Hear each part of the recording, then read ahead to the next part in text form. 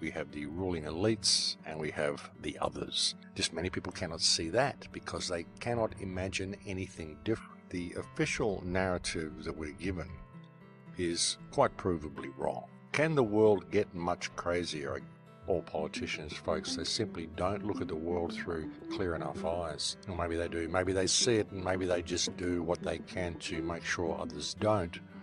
But, you know, a lot of the rhetoric they push, is nothing that's ever going to lead to freedom. You're not going to find any remedy in politics. The whole political system is a complete joke. And it's designed to be that way. And to tie us up in all this rhetoric and make us actually think that it means something and make us actually think that we're making a difference by voting and supporting different candidates and different puppets that they put up there. But essentially every single one of them is a puppet. And they've done it in such a way as to make it all believable and just to make it all flow the way they want it to flow by attaching the correct type of conspiratorial and pseudo-intellectual ambience to the entire operation. So much of the independent media has been designed to actually release information for the powers that believe they be in order to set the correct psychological mindset for people, in order for people to be able to even accept what is being rolled out around them through predictive programming and what the purpose has been in the whole thing. You really got to look at how all this has been put together, folks, and wonder how many times it's been done before. This is when you start looking at this sort of stuff and you can apply the situation that we're in today to the history of the world, and you can question whether this has been done many, many times. Is that why the legends exist? The legends of the scrying mirrors and the beast system. And in the world that we've got today, there's very few people that are even interested in history. Well, people may be interested in it, but they simply don't have time to look because they're too busy running on the treadmill. And as we see this economic system become more and more retarded, in as much as retarding human ability to function, which is what it's doing, you know, as the price of everything goes up, we have to run harder and harder on the treadmill in order to meet the everyday needs of life, in order to collect the credits we need to pay to be alive. So we don't really get a chance to look at this. And when most people do look at history and they try to figure out what's going on, they go to academic circles and they go through that method. They never really think about what it really means to be a human being, what it would really mean to be completely free of this economic system, you know, to even imagine a time where there wasn't an economic system, which is a really alien thing for many people to think about. Many people cannot even imagine a world without money, how the world could possibly function without money. Well, the world that we got now would not function without money, but this world that we've got now is not anything that serves humankind at all. That's the problem. Just many people cannot see that because they cannot imagine anything different, simply because of what they've grown up into. You know, better the devil you know, and the familiarity of the system. You know, people don't really have to think about their lives too much. You know, even if we think we are heading into a system where we're all becoming automatons, enslaved to AI and becoming little drones, in many ways we already are, ladies and gentlemen, because we don't think about our own survival in any real type of way. The only way we really think about our survival is how many credits we can achieve and collect so that we can go and buy things from supermarkets and buy all this stuff that we think we need, which we don't. And none of it is about life. None of it is about us. That's when history becomes important. The official narrative that we're given is quite provably wrong. And not only is it wrong, it's not wrong because people have simply made mistakes and got the idea wrong and gone in the wrong direction. You know, and as much as many people may not want to admit it, there comes a point where you have to realize that the reason it's so wrong is because it's been deliberately falsified. And that's a reasonably uncomfortable reality for many people to come to terms with. They can't imagine why it would have been done, but the fact is that this is what has been done. And this is completely confirmed by anybody who actually takes the time to travel around the world and simply observes that which they see. Because quite literally none of what we see around the earth can be explained by the currently accepted academic narrative of history. When you look at all of this stuff, it becomes incredibly apparent that we're being set up. You know, what is being presented to us as convenience is not really convenience. It's a smart prison system which is going to be monitoring everything we do, and the cities have been designed to contain the people within the cities. They make it very difficult for people to go and live outside of the cities, And what they're doing with our communication system as well is they're digitizing everything, as well as our monetary system, digitizing everything. And if you say anything outside the government agenda, say anything that isn't approved by the government or step outside the lines in any way, they can simply freeze your assets and you are stuck at that point. You have nowhere to go. The whole AI system we're being led into, all of our life skills being removed from us, everything that it means to be human is being removed from us, and we're being moved into this machine culture. And in order to stop it, all we really have to do is reconnect with our humanity. That's the thing.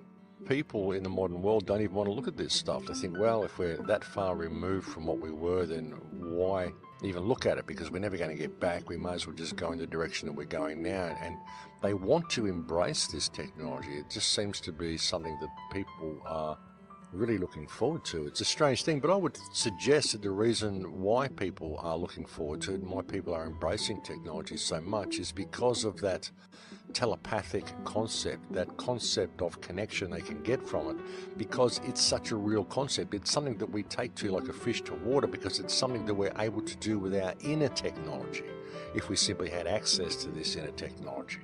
That's why all this external technology seems so appealing to us, because it's second nature to us to have this communication, to have this connection to all that is. It's second nature for us. It's the way we're supposed to be. And it's been taken from us, and that's why we are attracted to it so much. We're attracted to the fake version of it so much, because we simply don't realize what's been stolen from us. And that's why we have such a hard time with our spiritual concepts and trying to find the path of spirituality, because we don't know the way, because it's never been shown to us, and we don't realize what's been stolen from us. And if you don't know what's been stolen from you, how do you ever know what it is that you're searching for? And this is a lot of what is wrong with a lot of the kids today, that they are missing the attention that they needed when they were children, because it was stolen from them, because their parents were stolen from them, because their parents were forced to work, and so they didn't really grow up with parents. They grew up with television as a parent, teaching them what to think and how to think. And so they never developed that real bond with their parents that they should have developed, and so they never really got the attention they deserved. And so now they go out and they spend their life on Instagram and Snapchat and Facebook trying to get likes, because they desperately want that attention that they never got when they were a child. And they don't even know that's what they're searching for, because they don't realize that's what was stolen from them. Human beings and human psychology is very, very complex, and it becomes easy to see how we create the reality that we are creating ourselves, simply by the way we are molded and the way we are trained to think. There's a real danger of that, even with this whole truth community and resistance and conspiracy culture. There's a real danger in it of training people to create the reality that the powers that believe they be want the people to create. We look at all of these things and we use them as pressure relief valves. It all becomes okay for us to do this. We see something happening in the world, something really bad, and we go, oh, well, we know that's the way it is, and we just carry on. We don't actually do anything about it. We know the politicians are corrupt, and we say, oh, yes, we just expect politicians to be liars, and we allow them to do it. It's just all okay. We just accept it, and we carry on with our lives because we think that's just the way it is. That's a lot of what this culture has to done. Accept corruption all around us, and to believe that we can't do anything about it, to believe that these people are all powerful when they're not. They're just people. And very often they're people that we employ to manage infrastructure for us and act in a responsible manner, and they don't do it. And we continually allow ourselves to stay outside our moral compass rather than doing the right thing in all of these situations. This is something that I've addressed so many times on the air. If we were to simply stand in our moral compass and stand up and say, no, enough is enough, and realize that what we're dealing with here is just people, then we could change the world in a day. But we don't.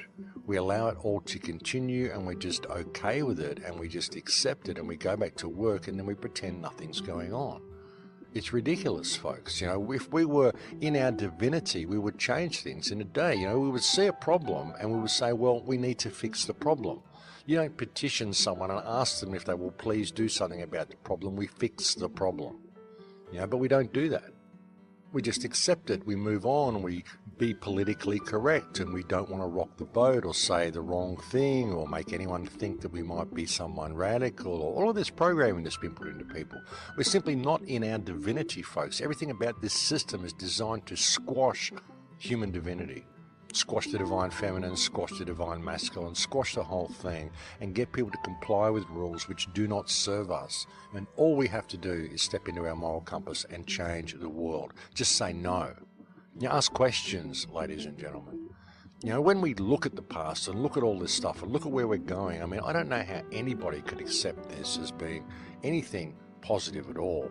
And we don't want it. It doesn't serve us. It doesn't serve humanity. It doesn't help us. All it's going to do is support the psychopaths who are running the system. And this is the end game, folks. The smart system is the end game. And when you look at the society we had, look at what Tartaria was, and look at what we had on this earth, it becomes incredibly apparent just how far we've been led from what it means to be human and just what we are capable of. And it also becomes apparent just how easily we could change things, with a simple shift in perspective. And I guess that's what's so hard about it. That's why it's so difficult, because people don't want to shift their perspective. People don't want to think outside the box that they're trained to think in. They just want to support their preconceived notions of things. People don't want a real dose of reality, because it may mean they'd have to think about things. It may mean they have to actually take a little bbit of responsibility for the situation the world is in. And unfortunately, people think to change the world, we're going to need this huge, big, violent revolution.